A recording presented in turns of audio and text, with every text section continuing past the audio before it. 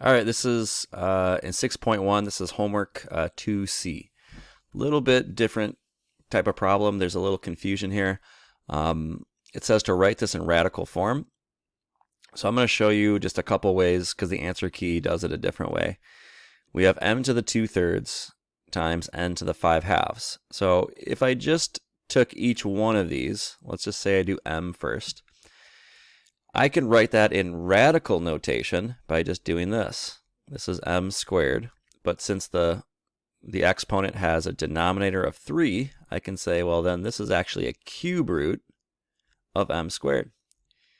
And then for n, I could do the same thing. This is n to the 5th, but the denominator there is a 2, so this is actually a square root of n to the 5th. So at this point, we've transformed this into a radical expression because we have radical symbols in there. So we might just say, hey, this is my answer. I have m squared times the square root of n to the 5th, and there we have it. Okay. Now, the problem is we cannot combine these. We can't multiply these out because one radical is a cube root and one radical is a square root. So we cannot multiply these together and put them into one radical because that number is different. So if you did this problem and left it like that, at this point in the game, I'd say, hey, that's good. You put it into radical form. I wouldn't count that against you because sometimes in these problems, there are many, many ways you can keep transforming the problem and say, hey, I did it like this. Or you can keep breaking it down and you can get lots of different types of answers here. This is an okay answer right here, but I'll explain the other way to do it as well.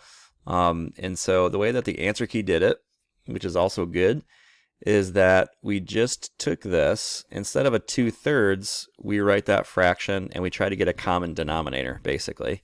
So this is m to the 4/6, and then n, if I want that 2 to become a 6, this would be 15/6. Now I basically just take those fractions and make common denominators, and now I can do the same thing here, but then I can combine it into one fraction. So if I take m, this is going to be m to the 4th now, but now a 6th root of that times n to the 15th, and this is also going to be a 6th root. So now I can write it like this, and I could say, hey, now that I have 6th roots there, and it's the same radical, I can now combine it into one radical, because now I can multiply these together and say that now I have a 6th root of m to the 4th, n to the 15th. And now this is one answer. So either one of these answers is correct.